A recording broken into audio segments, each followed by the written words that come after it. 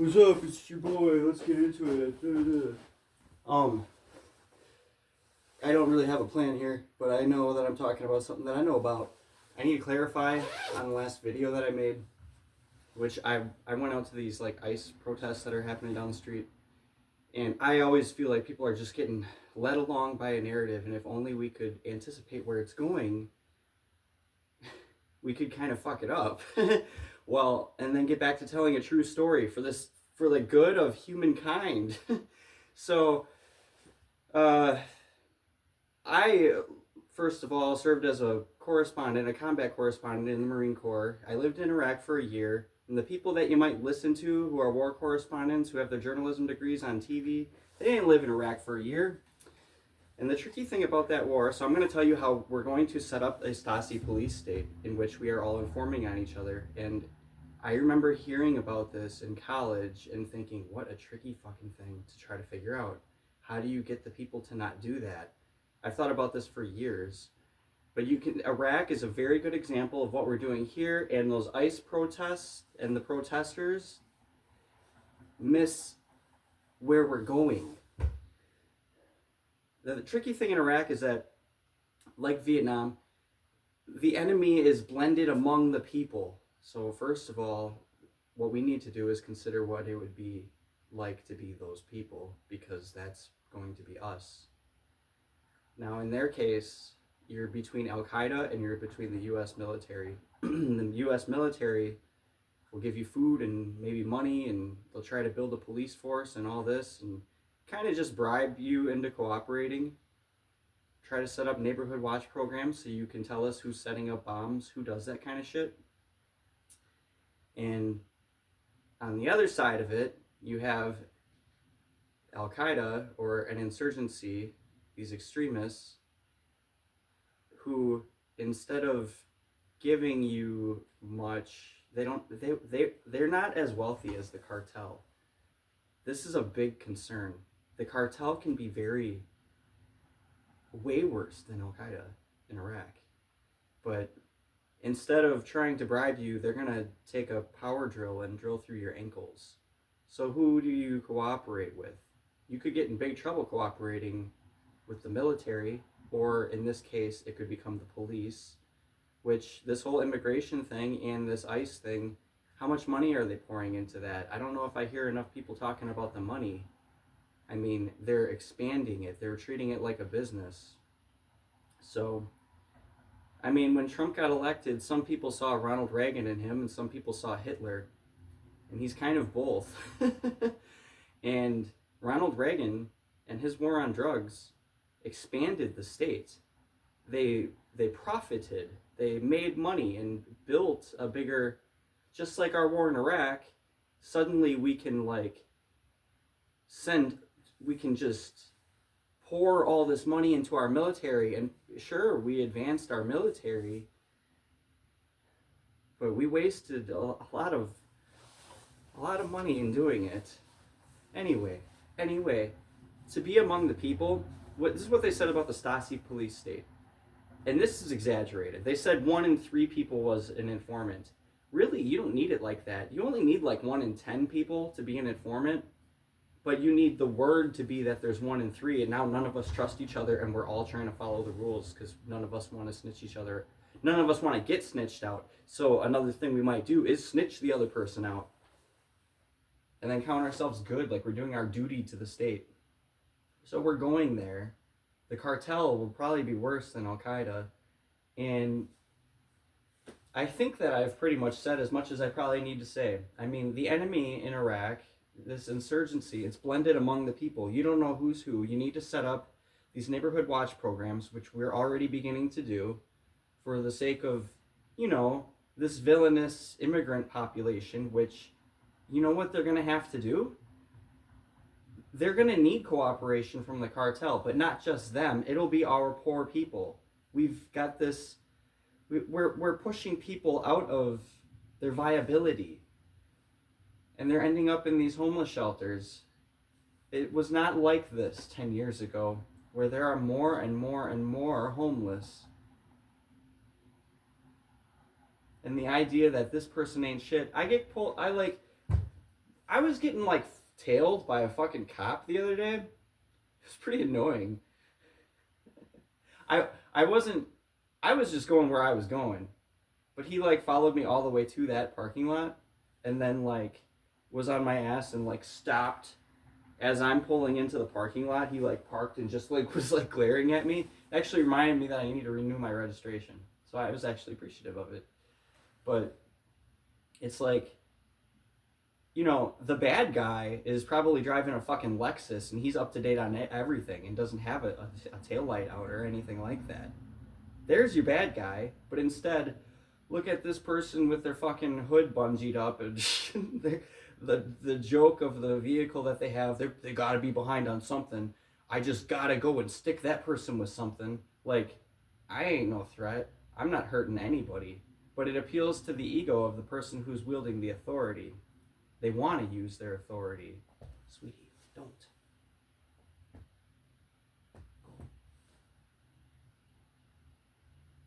My cat might mess up the camera. Well, okay, so I think I said pretty much enough. But oh man, it's kind of worse. I'm only looking at the Stasi idea, the idea that we're informing on each other, and that's only one part of what is happening. But there are people who are supportive of these ICE efforts, and Trump didn't run on send them back, send them back. He wasn't doing that in 2020. He was running on a non-interventionist kind of policy. He was not overstepping his boundaries. He talked authoritarian. Authoritarian was written on the outside of the box.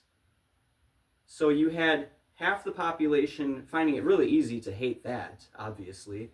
But then another half that looked at what he was doing and they said, well, they try to bait him into basically sending the National Guard to like crush these autonomous zones and stuff and these peaceful protests.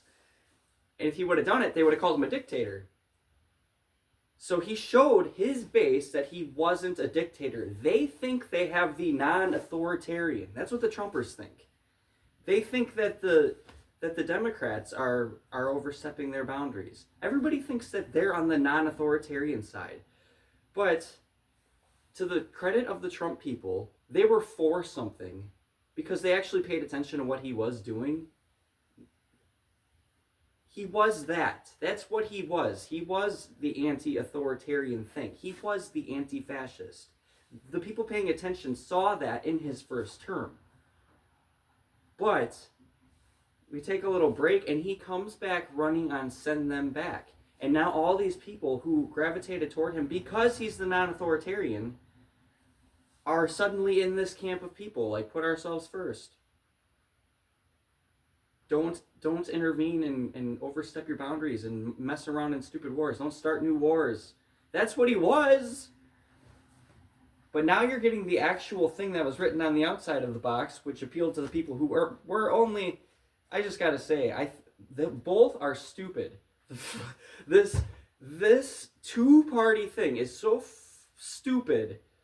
I can't believe anybody votes for it. Do you think it's a waste of a vote to vote otherwise?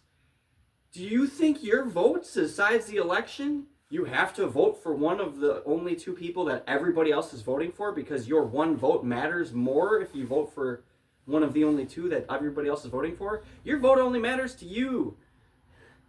Well, anyway, it's really easy to be against something. So Trump made it easy for them to be against a lot of stupid things, and it's not very hard to be against somebody who says very stupid things.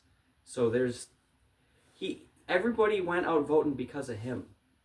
No one was for Kamala or for Biden. They were against Trump. Meanwhile, sadly, his people were actually for him. We haven't had anybody like that the people were actually for a long time. There's a reason they're for him, but they don't.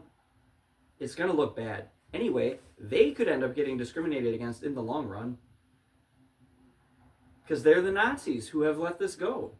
But that's the dangerous thing. Once they've proven themselves to be the intolerant Nazis who want to round people up, I was going to say, yeah, the poor are going to be caught in between this. It'll be American citizens all the same being stuck in this. But if you're like someone from south of the border or wherever, from outside our borders, You don't have a social security number or something like that. What are you gonna do? You're gonna work for the cartel. What else can you do? That's your lifeline at that point. We're building them, is what I'm saying. They're gonna profit. We're gonna make them into Al Qaeda, the cartel. They have anti-aircraft weaponry. They're worse than Al Qaeda. Child trafficking, that can come into your fucking neighborhood. Know what we need now? A neighborhood watch. Anyway, hey man, I didn't even need to say anything conspiratorial. I'm qualified to speak on this. I was awarded a medal for my job proficiency as a reporter in the Iraq War. And I'm just telling you what they did there and how it's happening here. And I didn't need to say anything about the powers that be and all these other hidden forces. This is where it's going. And then I could bring the Pope into the damn thing. They always overcorrect and offer solutions for problems that they caused. We're not for anything. I'm sorry. You must learn how to write an essay to be for something. None of you are for anything. None of you. You're all against something. You're armed with this self-righteousness for what you're supposed to be against because this is bad and that's no good. And now you suddenly have talking points that are only naysay. It's only attack that idea. Attack how stupid that thing is. I had a family member say, he was talking about the Democrats. He was saying how they don't pay attention and they don't know anything that's going on and they shouldn't be allowed to vote. And I said, well, I don't know what I said in the moment, but it's like, you should never say that. You should never say that you should take away our vote. It's our right to vote. Well, anyway, Stasi police state. I've worried about it. I thought, how tricky. It's like being in the military. Now, the Marine Corps, we stood out because we police our own. And an Air Force tech sergeant said this to me, that he saw a clear difference in Marines and the airmen or Army soldiers or whoever else, and what keeps us so efficient, and it's that we police our own. First of all, we're not in the military. We're in a free society. They give up their rights. They go into these strict, structured setups, so we don't have to live like that. But, in the Marines, and I always use this example, but there's plenty of examples. Well, because we all hold our duty posts. It's just like being a security guard. If someone is applying for a security guard position and they are a former Marine, you hire them. Every single fucking Marine was a security guard. We all knew how to fill out our logbook. We all understood clearance levels. If they were in the fucking Marines, they are qualified to be security. Plain and fucking simple. Anyway. You get a guy coming through. He might even have a general chevron. Which means you have to yell, "Attention on deck," and everybody needs to stand at attention for these higher level guys. Even if they're in the other room, they're supposed to do that. But I still have to check his pass. It has to look right to me. Not only that, he might be seeing if I'll do it. It could be a gunnery sergeant or someone lower, but I don't want my cat to mess up the camera here. But they'll come through, they'll say, "Hey, I don't have my pass. Can you just let me through today?" I'm sorry, we have to do the full inspection then. We have to put you through it. I'm sorry, gunnery sergeant. I know you outrank me. I have to do it. I don't want whatever trouble you're trying to sign me up for. And that's another thing. A lance corporal, you should see how people become emboldened, because this is what it would be like in an authoritarian system. They have authority in the rule. So a lance corporal can go up to a sergeant major and say, "Sir, Sergeant Major," if it's in the civilian world, if it's outside in the stores, I lived in a military town, it sucked, everybody was in the fucking military, there were no women around. That was one thing that sucked, but you go off base and now you're held to all the standards that you'd be held to at your work. So it's a 24/7 thing. It's a big commitment. They really give their life away, man. Even if they don't deploy, the training that they go through, the sleep deprivation, all of this that they go through. but they give up a lot. But Marines police their own. And when there is a rule that says you're not allowed to wear flip-flops at Walmart, even off base, if you're in a military town, you as a lance corporal can correct the colonel. They encourage you to do that. And if you don't, you're doing something wrong. Yeah, in the Marines, I remember there was this dude from Houston, and he was like a naturally built like dude from the hood, and I was always with him. I had to march right behind him too, and sometimes when the drill instructor wasn't looking, he would just get lazy about his marching and just like trot along, and I'm behind him still trying to do it right. So I'm kicking his heels and stuff, There was always I was always put in this position where it's like I had to deal with that. But he's falling asleep next to me in the class, and it's like they tell you to hook up your buddy, and that means smack him upside the head, so he ain't nodding off in class. And if he is, I'm gonna get in trouble. So I'm like, oh man, I have to hit him upside his head. But I did. I smacked him good, and he actually, because we're sleep deprived when we go in there. This is a basic training, and he goes, "Do it again." He wanted another one because it's hard to.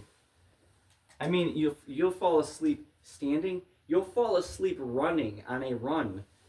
It's hard, man. Sleep deprivation's a tough one. Anyway, the water, making you drink water was actually the most brutal punishment. It seems like that, if anything, should be illegal. And I won't tell you about that right now because I'm trying to stay focused on the idea of what it's like in an authoritarian culture. And we're so much closer to it than people realize. And we're building the cartel in the effort to stop them. And that is the spirit of bureaucracy. Why would you work yourself out of a job? Doctors need diseases, police need crimes. And if they don't have that, then they can't grow. We don't send them more money. So they look for crimes. They look for a guy who's probably behind on something instead of the kingpin fucking criminal who's got his vehicle completely up to date. who's actually like distributing heroin into the community or something like that. Like, he's no problem. But me, because that guy probably don't have insurance. Let me find a reason to fucking posture over that person. Because you're more responsible, but because you're in with the in group. You need someone to give you your fucking money. So the reason I fell out of it was because this culture is legitimately toxic. I was surrounded by whatever happens online. This is just a whole nother dimension to what a police state would look like with us informing on each other when you add this social media shit. Whatever was happening on social media, it was making its way into my environments. I could probably sue the VA. It's pretty backwards what they did. But that's why I ain't in work. I mean, I feel like God just used everything that anybody did to really deliver me into a situation here. But in the first place, he gave me a good education. He trained me up and made me a good security guard in which I observe and report. But on top of that, I got the advanced course as a journalist in the Marines. And I wasn't just a journalist, I was one of the very best at it, which is why they gave me the medal. It's for my job proficiency. And so telling the story of what happens in Iraq, I'm more than qualified to do it. I don't know many people who are more qualified than me to do that. Well, anyway, like, even if you consider like my officer, who's very knowledgeable, he wasn't out there in the community quite so often as I was. Also, I was kind of blessed to be there during something like a cleanup mission after we destroyed that fucking country. So a lot of the stories were positive. It was not propaganda. I was able to tell a real positive story. We were literally cleaning the water and treating people with our doctors out there, often for kidney issues for their water. I mean, you gotta have clean water. We don't even have clean water, man. You gotta spend hundreds of dollars to not get poisoned by your fucking water. There's so many things that piss me off. Spirit of bureaucracy. Oh, we're gonna do this for your health and safety. Yeah, right. Okay, if fluoride, I guess I don't need toothpaste. I can just brush my teeth with the actual water. But fluoride is bad for your teeth. I'm always self-conscious that I drink straight black coffee and I'm trying to get off the caffeine, but my teeth probably look discolored sometimes. I'm self-conscious of it in the videos. Doesn't matter. What I'm saying, it fucking matters. When I say it's important, it is literally important. There's all these people with their important message on fucking YouTube, and nobody's sharing anything that really counts. If we really anticipate, because haven't we seen now for the last 20 years, since the internet and this information age and newspapers sort of went out of style and moved online, haven't we seen how this narrative works? The tricky thing is that they call it participatory, because we're interacting with it. We're able to comment. We're able to ask questions and offer feedback and criticism and all this. So it's participatory. So we have a role in it, in the narrative. My cat, get away from the camera.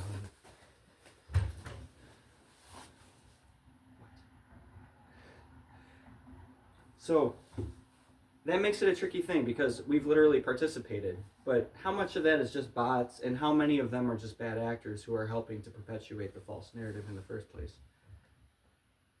But you could even see other issues. For the longest time, they had all these titles, especially with sports videos. So I used to watch a lot more garbage fucking sports news. I found it very entertaining. It never ends. Takes up all this like memory, what number each guy wears and who got traded to where and who's leading in passing yards and all this bullshit. How much fucking garbage information that is. Anyway, I've pretty much gotten away from that, but those stories are never ending. It's a never ending junk factory, is that sports media, the sports journalism. And like, let's rank the top 10 running backs today and the top 10 quarterbacks. Who would you want most on a crucial fourth down? It's just never ending. A must-win play. You know, who's going to take that final shot in the basketball game? Who do you want? This guy or that guy? And let's talk about it for 15 minutes. And not only do they get to talk about it for all kinds of money, for 15 fucking minutes, there are people everywhere spending their 15 minutes on that bullshit. But anyway, one problem was that our journalism had become participatory.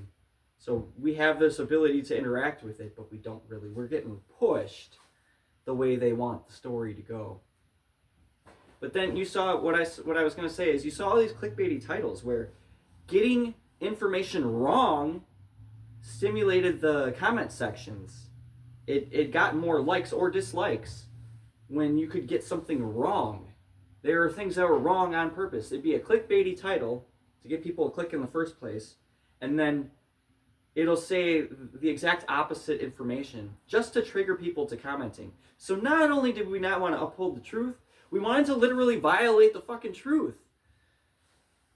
So I think some of that maybe got cleaned up because I don't see titles doing that anymore. We got a whole different problem with these people making these AI videos. And I mean, that's just a way to mass produce what should be a carefully constructed piece of work from a human being. Something, a thoughtful effort. We want it so that there's only some people who go to these schools where they can actually get it's an education in English. It's an education in learning how to interpret a story. You know what everybody does? Never mind. I was going to try to stick on this, but it'd be like being in the military. We can all basically be indoctrinated into something like a military, and then we are no longer a free people. This is already happening. The beast will eat us from the feet up. Freedom dies from underneath us. How did that go? I mean, the bottom of the people they're ending up in the homeless shelter, they're ending up in the jails,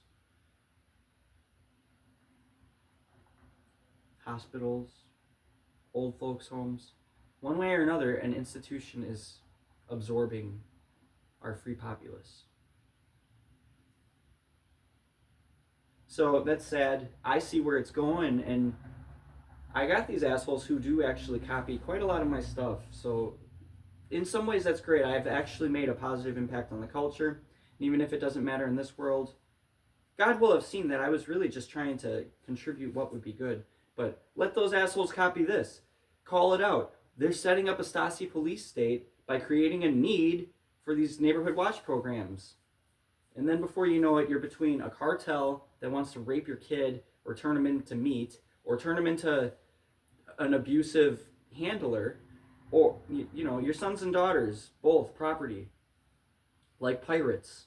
You know that song by Stephen Malkmus from Pavement? What was it called? He was raised by pirates. So anyway, do you want to be between people who are gonna, like, you're scared to not cooperate with them because they'll put a power drill through your fucking ankles, or you better cooperate with the police because then, I don't know, now you're in. Now you're in with the wealthier group.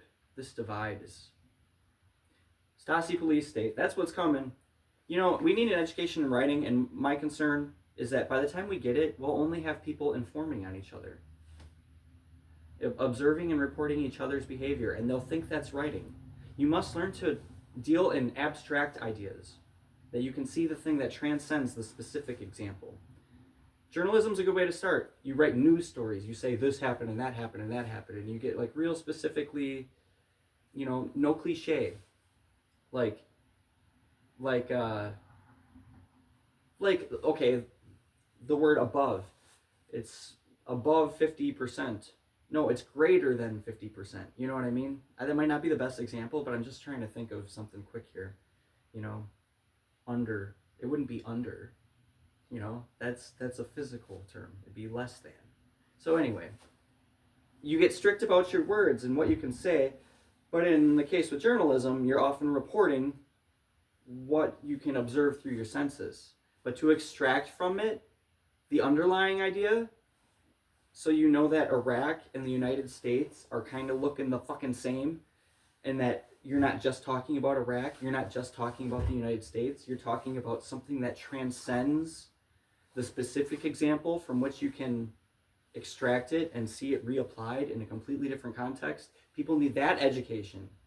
And that is something you get from learning how to interpret stories. And I wasn't going to go down this road, but instead of saying this happened and that happened, you know, you go into the English major, and pretty much the first challenge everybody has, many students, myself included, well, actually, I did something different. I was turning things into a personal essay, but so I was doing something different because I was excited about, like, beginning, you know, approaching my writing and what I want to have accomplished with that.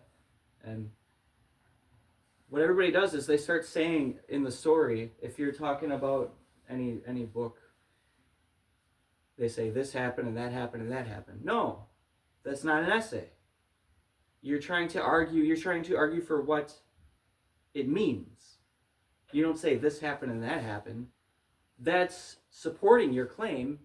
That's the evidence. Those are the facts. Those are the details. But what you're doing is putting forward a truth. That thing that you pulled out from one specific example that can reapply universally.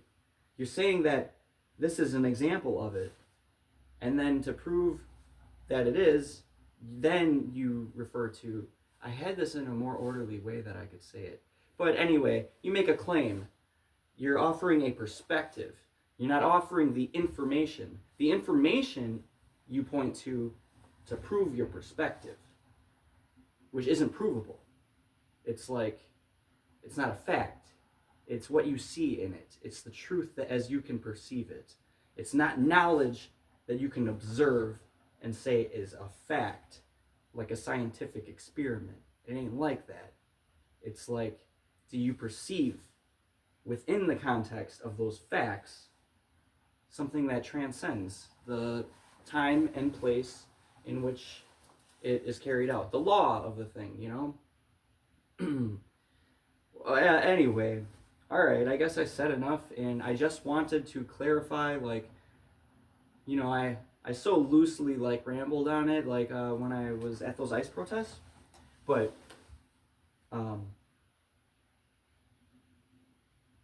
man, I just wish that, I guess there's a reason that I'm kind of fixated on narrative, but I feel like nobody trusts it, and I feel like we've seen long enough. We establish something as a problem and then we overcorrect it. And the people who are offering the solution, they're sneaking in new problems. But it's meant to lead. Oh my gosh, this was such a great country. The whole idea of it is so fucking great. Income tax ruined everything. We owned everything. We owned everything before 1913. We owned everything. We never told, we kept sending our money to Washington D.C. For them to waste it instead of us. I think we could waste it better from our own pocket. I know we do. We wouldn't have some of this nonsense that we want to accuse the people of having some kind of like low taste, like they're a bunch of pigs, and you know they have a taste for fast food and pornography and football and alcohol. And I mean that's what we've given them. I mean, we normalized it and even celebrated it. To learn moderation, I don't want all that stuff to go away. I'd like it to stay available and for people to learn how to discipline themselves. You know, like I have to do with my caffeine or my own alcohol or whatever else. Sports news. Like, it should be on me to decide. But before you know it, your allegiance, your rank among your neighborhood watch, and your place in the in-group is going to reward you all the more for correcting each other for wearing fucking flip-flops at the Walmart. I don't want it to be like that, where we're correcting each other. Read 1984. Hold your tongue. How many of you are already holding your tongue in the workplace because you don't want to be the source of like any disagreement? And so what do people do when you're like especially afraid to start a problem? They put you in a position where they're like begging you to call it out. And you're like, no, I'm not mad. Why? Did you get upset? No, I didn't. It goes back and forth like this. You mad, bro? Like, we make disagreement in itself the problem. But man, what's the evil that agreement can do? You can literally crucify a human being and think that they're immoral and wrong as you're crucifying them. But you're all together in agreement that you're better somehow than this person that you brutalize.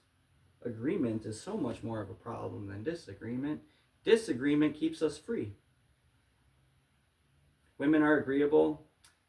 This is why you have the hyenas in the Lion King. The hyenas are this one species where the females dominate, and we have these little dick men. I don't know if I should start down this road, but they're buying the women, and they're kind of they're turning it into any guy. If you try to call them out for doing this, they try to pump up this idea that men are so sexist, but there's nothing men like more than women. Every song, you know, every story, it's men want love, man. You know, men get hardened, man. We have to be disagreeable though. It's for your own protection in your society. But instead, if you can bunch up these women who kind of they're gonna bring along all these like white knight beta males, and now you have your hyena kingdom, like in the Lion King. Seriously, man, we need the disagreeable men. They need to be able to think. We got these little beta male fucking intellectuals who they want to make sure they're the only ones who are able to think. I think that is potentially an absolute disaster for humankind. We don't need AI putting out 20 versions of the same idea. We need people who know how to honor their own thoughtful ideas. And then we need those ideas to we need to get them rewarded and encourage them to keep doing that. Anyway, you'd worry that the education in writing, when we finally get it, is only for the sake of teaching people to observe and report on each other. I remember always thinking, what a tricky problem. They exaggerated this, but if it were really 1 in 3 of you, is it an informant for the state? Is it you, or is it the neighbor on the left or the right of you? It better be you, right? Damn. Scary situation. Just, we never solved it. And now there's social media. I mean, it's just, we never beat it when it was easier to beat. I don't know. I'm worried for humankind, but I'm especially worried for my own country. I don't want to see the cartel get bigger. So, that doesn't mean that I'm for hunting people down all of a sudden after you let them pour over the border for 30 years.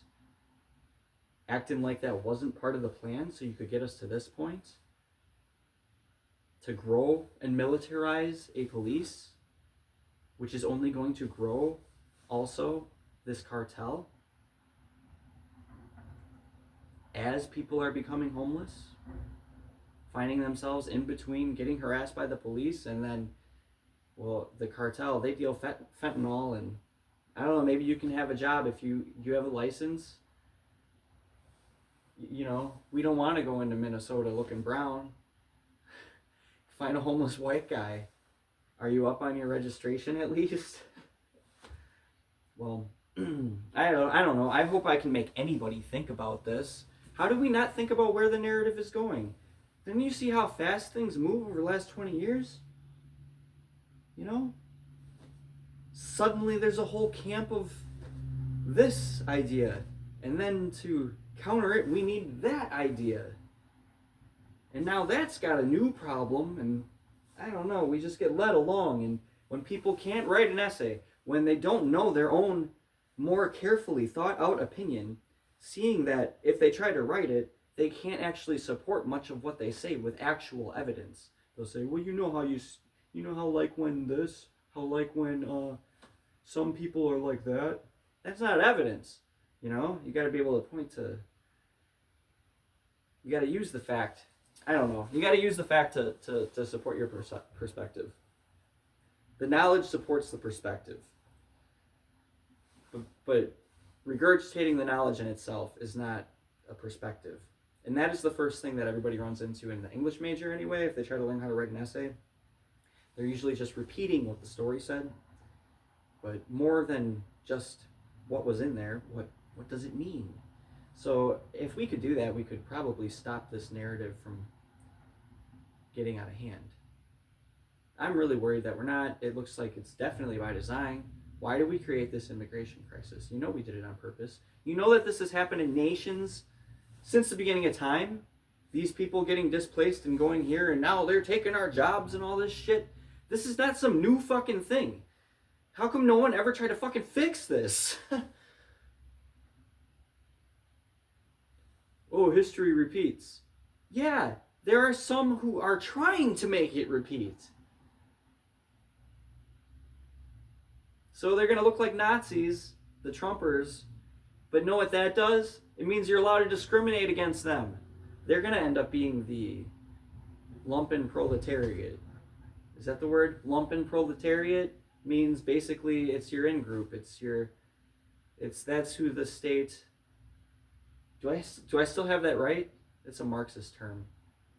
Those are the people who are on board with what the state wants them to do. Those are the people who I guess might take the mark on their right and on their right hand and on their forehead. They're gonna sign on to it and just say, and just benefit from that system. It's pretty easy to do. Oh, those people are beneath us. You know, we already had authoritarianism in this country. And it was so successful that we didn't recognize it as such. And that was the black man trying to get his way into... We didn't let them in. And the reason I know this is because I came out of the military and got sold out by my fucking family. A family member. But then they contaminated it within my immediate family too. They just said what they felt like saying. They just had their opportunity to just... Oh, well, this guy's been gone for 8 years, and we'll just say this about him instead. We can finally knock him down a peg. They're like... They don't see the bigger picture. They don't see the bigger picture. Anyway, it showed me the bigger picture. It showed me how people act. And truly, we love it when someone's beneath us. So when the black man wants to come up north and try to get into our factories, oh, they're taking our jobs. They pay them less. All this reason to hate this other people. But, man, so I always point to that movie Black Like Me. I always love this example because the bus driver's like talking down to this dude, like, better be back here, better be back here in 1 minute, boy. And he's going to the restroom or something at a stop, and he gets back on the bus and he's like, I thought I told you not to go far or whatever. And he's like, oh, I didn't know you were talking to me. I thought you were talking to some boy. He's got to be all like polite and passive about it, but some dipshit bus driver sees a reason to posture over a citizen. It's an American citizen. And that was allowed. That's authoritarianism. You didn't need the law to tell you you could do that. It was just culturally acceptable for you to talk to a human being like that. So, and then they're talking about poverty and stuff. Oh, black man's got all these excuses. Bullshit. Now it's affecting white people. And if we could have stopped it and acknowledged the reality that we've created a lower class of people, and it was based on skin color, but really that just becomes a distraction. That shouldn't have anything to do with it. It's just people who are in with the money paying system and people who are not in or trying to get in. What are you going to do? What are you going to do? You're going to take a job with your Uncle Jorge running fentanyl over state lines, or, in the case of the black man, yeah, you might start trying to find ways to make money. Oh, they're dependent on the government. How are you supposed to get money? Try coming into our workplace. And now me and my uncle or my cousin and me and my white people who've been in generation after generation just inherit a right to be up in a workplace, up in a factory or something. We just have this right to employment. And we're going to make it harder for you to get in, yet not believe that there's a rigged system going on there. They want to play victim. They want to act like the system's against them. As you carry out the system that treats them as that lesser thing. Victim blame is absolutely essential to the establishment of an authoritarian state. I mean, you're going to keep them down. A poor person, just a poor person. You're going to keep them down and mock them and say that they're weaker or less responsible or something like that. Because really, I mean, the authoritarian gets high on the idea that they have this participation in this bigger thing. Oh, that must mean I'm a greater person. I'm valuable, It's like, you still need someone to give you that money. And someone who isn't in, in order to prove that you're so responsible, they have to be irresponsible. But they are just not, they just don't have a foot in the door to get some of that fucking money.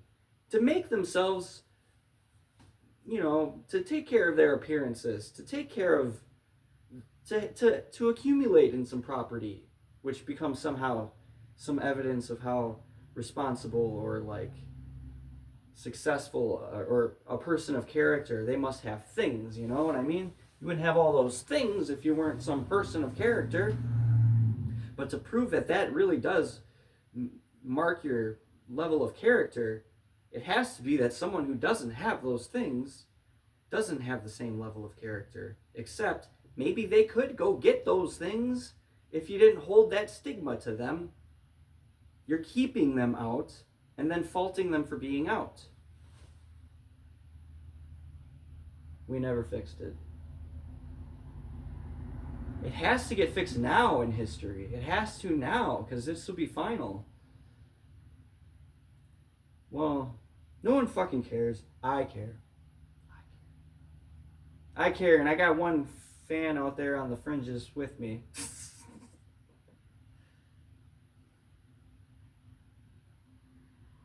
Well, I had a different one too. I don't know. Maybe eventually I'll be allowed to tell people to not set up a system in which we're all informing on each other and perpetuating a system that none of us actually want to be a part of. But in the beginning, wouldn't it feel great to be a part of something finally, to actually have a sense of responsibility and involvement in your community as you deliver us into the authoritarian state?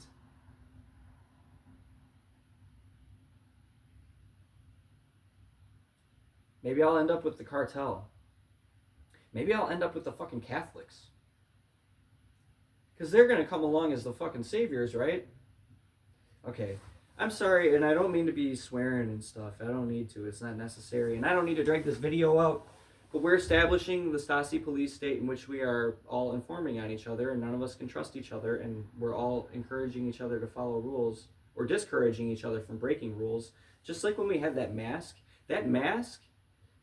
it was, if you were getting on people's case about the mask, it's really a lot like the Nazi salute. You gotta do it out in public, right? You gotta salute that fucking swastika flag or whatever, that Heil Hitler sign, like Elon Musk does on purpose, then acts. My heart goes out to you. Shut the fuck up, Elon. You're retarded. You're not a smart man. You have money. You can actually try your goofy fucking projects. Man, I was trying to make this awesome stove. The ultimate test would be if I could make a frozen pizza with it. But I didn't have a drill bit that could get through this fucking terracotta pot. But I had this great design. I wanted to see how little heat I could use. And I don't even know if it's scientifically possible what I was trying to do. But you at least have the money where you get to try. And then what are you going to do with your money? You're going to build flamethrowers? That's a socially responsible thing to do. Bulletproof cars? What's your problem, man? And then act like you wanted to solve homelessness and they just wouldn't let you. We let you do whatever the fuck you want with our money. There's no giants without help from the government, man. There's no monopoly that didn't benefit. We haven't had real capitalism. We never had free markets. And I don't think we ever will. I think we'll never get to see what that is like. I think we had it before 1913. Before we got our hands in everybody's pockets. And the people owned everything. And man. I mean, life would have been tougher without some of these things that we can enjoy in the modern age. But, you know, man, I don't know. I really admire the idea of a nation that can build on the best individuals instead of trying for the nation to create the individual, allowing the individual to create themselves and then have as a byproduct a really sturdy nation built from the ground. I don't know if it'll ever happen. I've always had these dreams of a libertarian utopia. But anyway, that mask, just like when you had to salute that damn swastika out in public, you got to. And who didn't, you know? Report it. You'll get a cookie from the fucking government. Snitch out your neighbor. Good job. Some of you just want that. Some of you wanted to do that during COVID. They got too many people over there. I'm gonna call the police because I'm able to do that. You don't realize what you're sticking up for. So, I worry about it. This is too long. I could have made it shorter. But, I mean, I'm talking about something that I've seen enough of firsthand. How people... I've gotten quite a window into human nature. And I'm very open to my own nature. I'm very into... You know, I'm very accepting of my own inequities and my own faults and my own presumptions. I try to catch myself. And then in doing that, I don't get so down on myself for recognizing those faults. I instead realize that I'm looking at a human, you know. But the opposite is true for the authoritarian. They look away from all their faults that belong to them, and they make them belong to somebody else.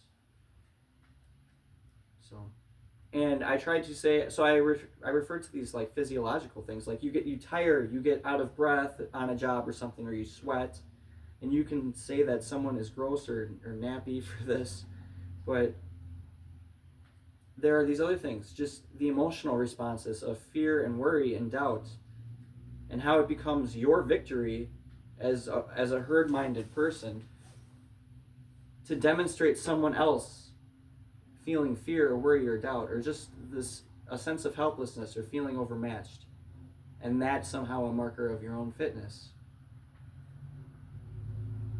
So it turns into a lot of people posturing and presenting themselves as strong and certain, and hiding any uncertainty or fear or worry or doubt. So you get, you mad, bro? No, I'm not mad. I didn't say anything. Why? Did I upset you? No, no, no. I don't know if I'm trying to find a better way to explain that, but you're not allowed to be the source of the problem. But now I can make a problem for you and dare you to say something about it. That's another authoritarian tendency. I have this person in my family who, that's what they do. They look for fights. They look for justification to get mad. But also, they try to get you mad. And now, you're in this lopsided situation where you're wrong for getting mad, and if they get mad, you're wrong for that too. You're wrong if you're mad, and you're wrong if they're mad. That's an authoritarian. Seeking justification for a problem that doesn't even need to exist, but making sure that they can say that the other person is at fault for the problem. But they're looking for a right to have a problem. I hate that kind of shit. It ruins so many good times. Not even worth talking to someone like that. They're dead. They're as good as dead. They're worse than dead. It's worse than talking to nothing. Okay. Well, don't stick up for the system, I'm telling you. The system can reward you. The system says they'll give you your attaboy or your kudos if you correct the person for wearing flip-flops at the fucking Walmart. But do you want to have it so you can't go outside in flip-flops? There are people who do want it like that because they know that they've got you doing exactly what you're supposed to fucking do according to them. Don't know how to help this. As soon as I heard about the Stasi state and how that works and how people inform on each other, I thought, what a tricky fucking problem. What could you do? I've thought about this for years. So we're getting there. We're getting there. And I saw it firsthand. I had a family member lie to police. But then afterward, as I continued to try to live my life, I think that in order to keep it going, they had to say that I'm hanging on to it. And I would be surprised, like years later, and this is still going on, you know, try to set up a, try to even start on social media, and it's like, some of the trolling I got, it's like, this is still fucking happening? These people still, I'm still their thing to say? See, I have things to say. I'm trying to talk about us. You know, like if I paint a beautiful mural, if you can't do that shit because you didn't develop yourself into something, your problem with me having something that can attract attention, it's your way of getting attention for yourself. To stand in front of the thing that this other person did and say, yeah, but he ain't shit though, you know, this and that, because I've got something that I can actually show you. It's like if I had a stage with, you know, I'm juggling or something, or something where it's like, oh shit, look at that. Well, the person who didn't learn how to do nothing, they can just stand in front of it, and that's their stake in that's their claim to attention there. To talk about the person who actually can command some attention. So I never wanted attention in the first place. My attention is on the ideas. Like even how I come off, I've said before, maybe I need to think about it a little bit more. But I'm an overcorrection to the authoritarian situation. I don't want concern for appearances to really ever be at the front of my mind. I don't want to be worried about, how I'm to seem.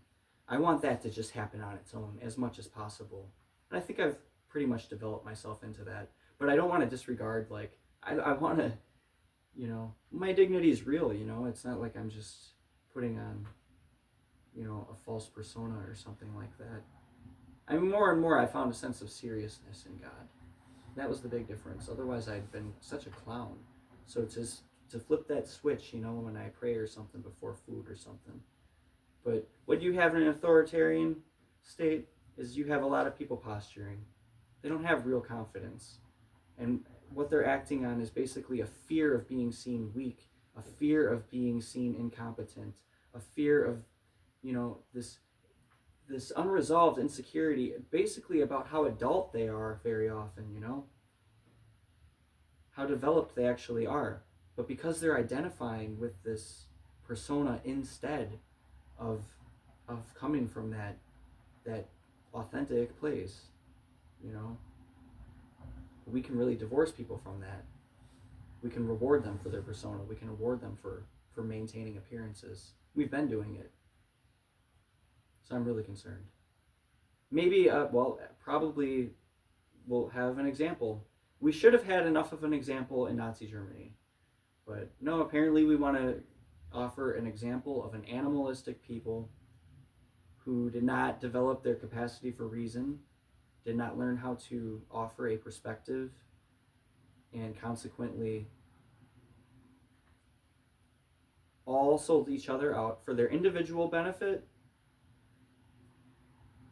for a sense of belonging, for their right to participate, to condemn those who don't have the right to participate, which keeps them from being able to participate, to benefit themselves individually at the detriment of the collective. So you're upholding a system that none of us want to be a part of. I don't know how to fix it. Well, I got a lot of ideas. I can't enact them, but I can share what I can share, and we just need to be able to talk different. We need to talk like I'm talking. We need some of these ideas. There's all this toxic stuff on the YouTube and stuff. There's this guy who talks about body language and how if people make this face or if they look this way or something, they're not to be trusted. They're just teaching you distrust. And then you think you're discerning because you don't trust people. There's two problems when it comes to people lying to themselves. Either they don't have enough information or they've made up their own information. They've either projected false information that they believe to be there, or they're without the information that they need. Well, whatever. How do we fix it? An education in writing, citizen journalism. You make sure that the Jesuits... I wasn't supposed to say that. It's them. Everybody's calling them out now anyway, right? No one talks to me about what you're allowed to say and what you're not, but they go on preaching that you're supposed to speak the truth.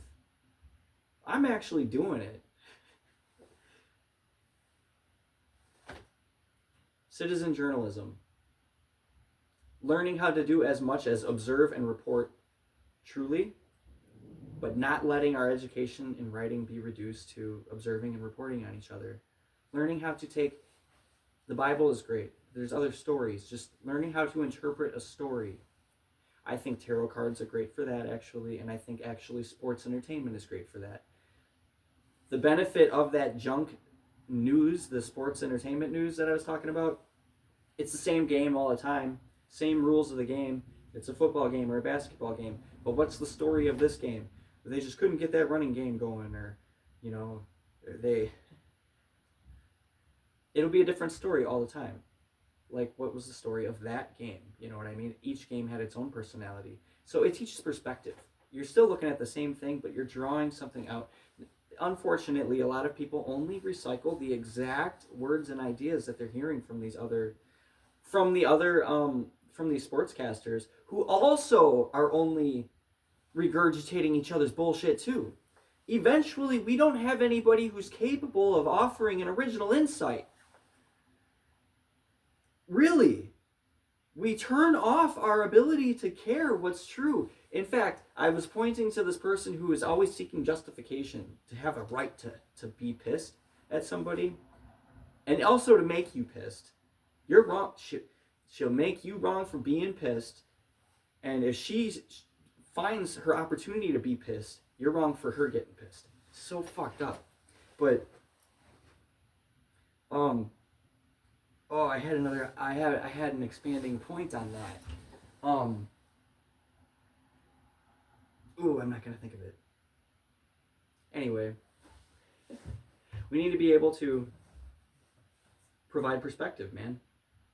If only we could do that. We can do it from the simplest stories. Bible stories are great for that. Tarot cards, like I said, it's the same things, but you're extracting an idea from it. You know what I mean? And that idea transcends the example. I wish I could think of what I was going to say about that authoritarian personality just now.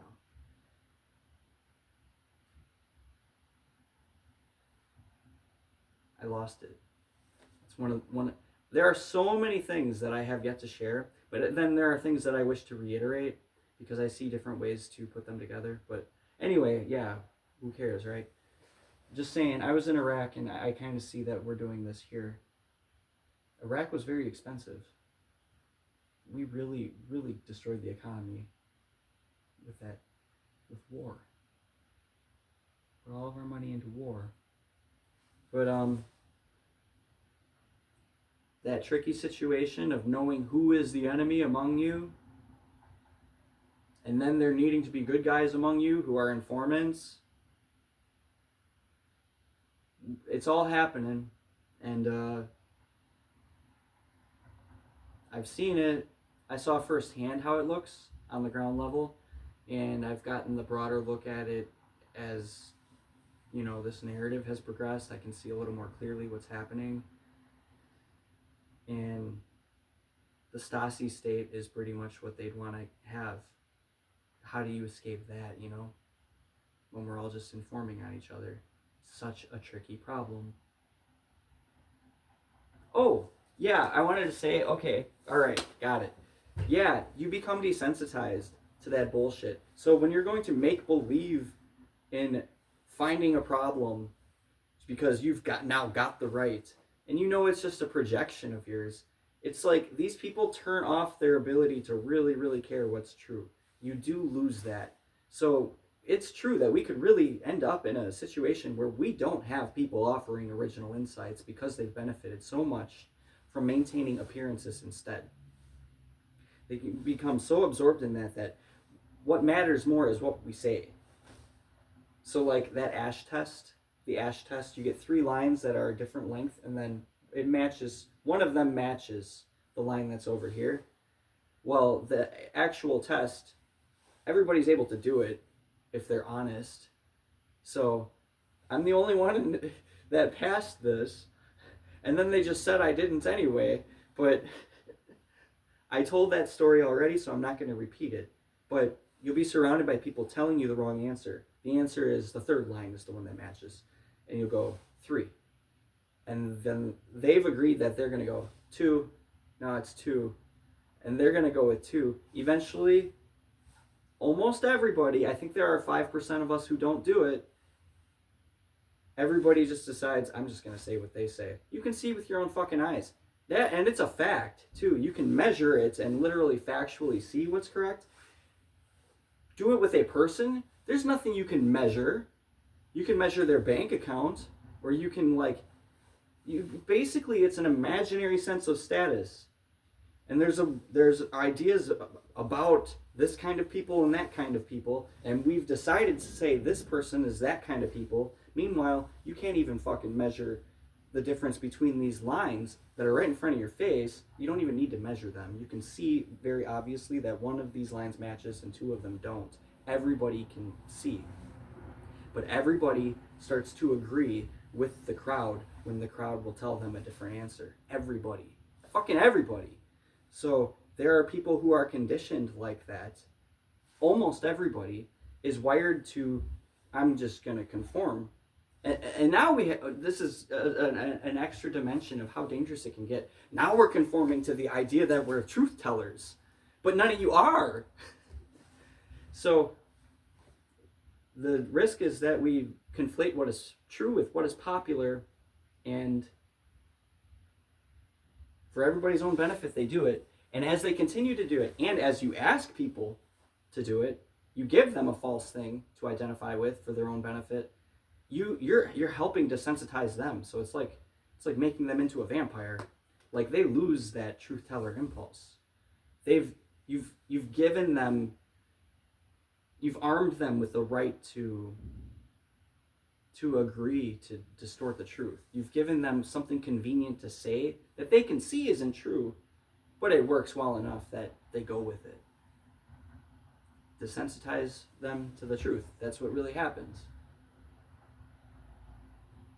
So eventually we are the ants in a circle of death, with none of them being able to they follow a scent of pheromones, and they can end up in this circle following each other without any scent that leads back to the nest, whatever, the anthill or something. You need a renegade fucking ant to say, I'm not going to go in this circle with you fucking retards. But you do that and you be that ant, and now you're the retard. So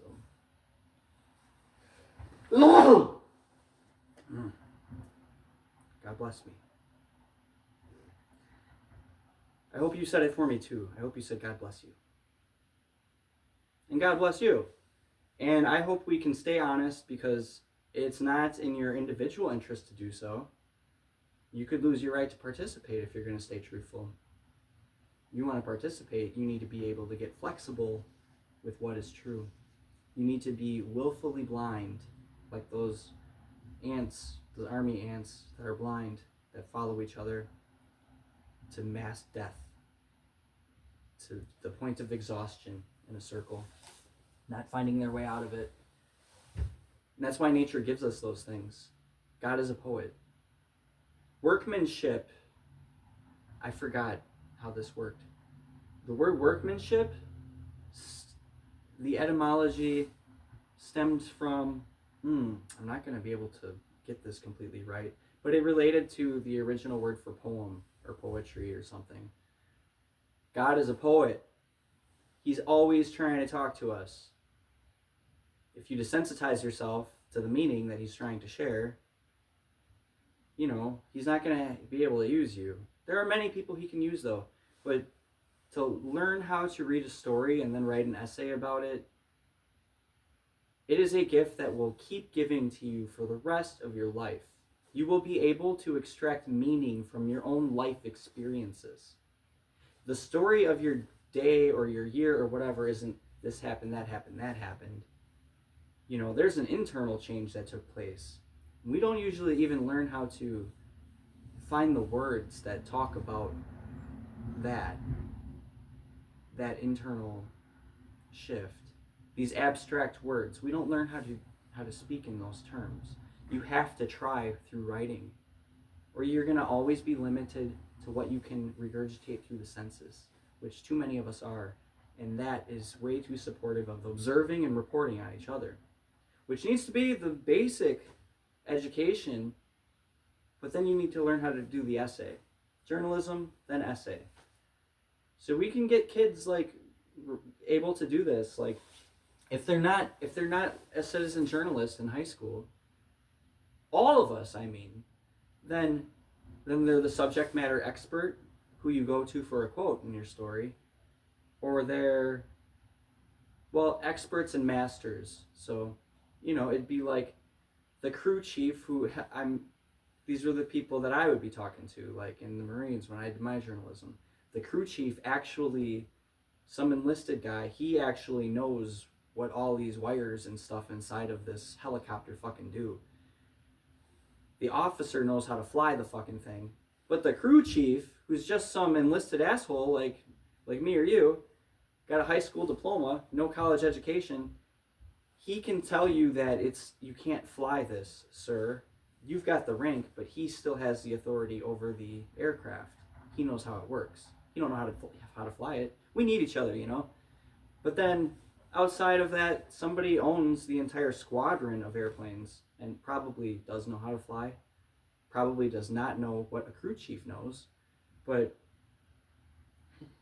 anyway, you have masters who are doers. You have experts who are thinkers, and then a huge class of journalists as a basic part of our education. And I don't think that people are very good. I don't think we're ready for college, honestly, at 18. Maybe we should go into the workforce. You know, the Romans, before you could go to school, this is Roman Republic. This is the golden age of Rome. So what is that, the first few hundred years of Rome? I'm only saying some shit that I saw on a YouTube video. I'm only regurgitating. But, you know, the kid would get prepped at home. There would be some basic things, you know, that your mom and dad are going to teach you before you go to a school or have a teacher who might be a slave or something. So I don't think that would be so bad, because I think that kind of puts a little pressure on the parents, who hopefully aren't working 8 hours a day, and they have a little time to spend with their child and, you know, see how their kid is developing and have a hand in it themselves. But also, okay, once you get what we do, we get this formal education all the way up to about age 18, and then we go to college. I don't think we're ready for college, and I do think you learn a lot in the workforce, and I do think we're ready for the workforce at more like, you know, age 14 or 12 or something. I do think we're ready for it, and I think that we can learn a lot that way. But then, to go into college, I don't know if you're going to get much out of it until you're probably 26, 30. I mean, you can really start to learn then. Like, you can see a bigger picture. You have to have seen it. Education and experience, they really complete each other. You know, anything that I learned about in the class, like, it helps so much more when I could refer to real experiences. And then there are certain real experiences that I've had that remind me of things that I learned, and they really complete each other. I remember when I first moved to New Jersey, it was the Psychology 101 course, and it was like early in the thing. We're talking about culture shock. And I'm probably not the only person. It's many freshmen. It's a 101 class. It could be, there were juniors probably in this class as well, sophomores probably. It's a 101 class. A very, very big class. But we're learning about culture shock. And there are different ways that people break it up. Some people break it up into 5 stages. Some people break it up into 4. But I wasn't the only one, I realize now too, who would be going through a culture shock. Many people coming from wherever they were coming from to be now in this college life, this university life. But I was coming out of the Marines, and I was in a different state completely, and it was really cool. This is my first college semester ever that I have this class, and we're learning about culture shock, and I knew, well, I'm going to see this happen to myself. And I knew I was in the honeymoon phase that they were talking about. I'm like, I'm going through that. But anyway, yeah,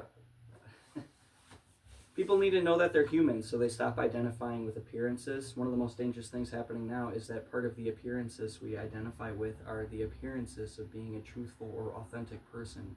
We are watering down the idea of being that. We won't have any of those people anymore. We'll be a bunch of army ants following each other in a circle. We will have no one who can pass the ASH test, no one who can do anything more than what AI already does in making 20 video essays that regurgitate all the same ideas and just work as a way of just a campaign of manipulating the people into, this is what we want them to think. This is the framework that we want them to be thinking in. Let's just put a bunch of the same videos out all at once. So that's where people are in their thinking. We need people who really care about their thing, who know how to find their thing, who know how to recognize their thing, who know how to draw out the meaning from a story, which is why Jesus spoke in parables. He spoke in parables because it's about seeking. It's about you doing the interpreting. Eventually, we will have our education in writing. The church didn't want us to know how to read either. And by the time we're able to really start writing, which is happening finally, they'll try to have it be something that is used against us. Just like reading we still don't know how to interpret the meaning, but we have all these people who consider themselves to be a voracious reader, and they're expert regurgitators. This happened, that happened, that happened. What does it mean? Did you get any meaning out of that? You see anything in there?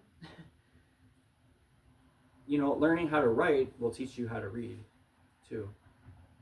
Because you'll be trying to convey meaning, and then you'll have a sense of how it's done, how it looks. I mean, even listening to good songs, even good music and good songs, and all these people writing songs and stuff, that's really good for the culture. Until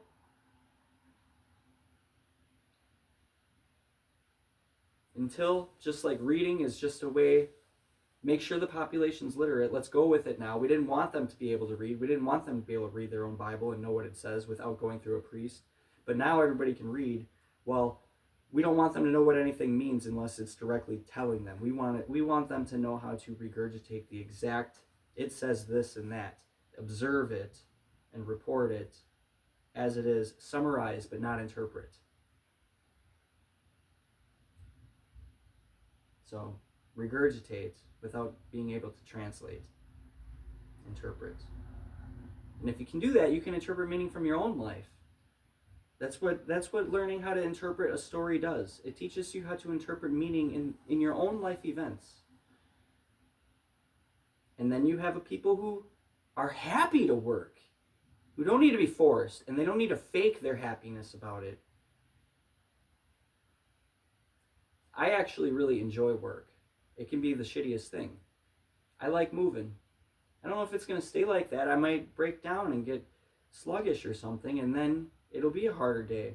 But the people who might be in, I don't know. This is a tricky thing because 1 in 3 people is an informant for the state. Is it your neighbor on your left? Is it your neighbor on the right? Or is it you?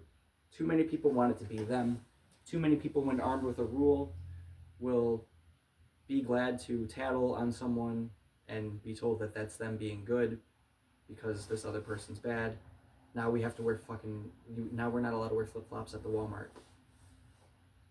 Welcome to the fucking Marine Corps. But in the populace. And there are some people who, I don't know, I hope I've made it clear that is not a good thing. When they went, like Jordan Peterson, I even saw Jack White talking about like people, I don't want to say what he was saying because I don't think he was trying to go down that road, but when we start to really put emphasis on personal appearances, physical appearances, and identify with the physical, and then make sure that someone has to necessarily be a slob if they go to the Walmart in their pajamas, it's their choice.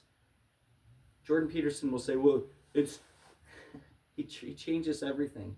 He says, he criticizes the person who might go to the Walmart in their pajamas and say, oh, is that your statement? That you're above it all? They're not trying to make a statement, and you're the one having a problem.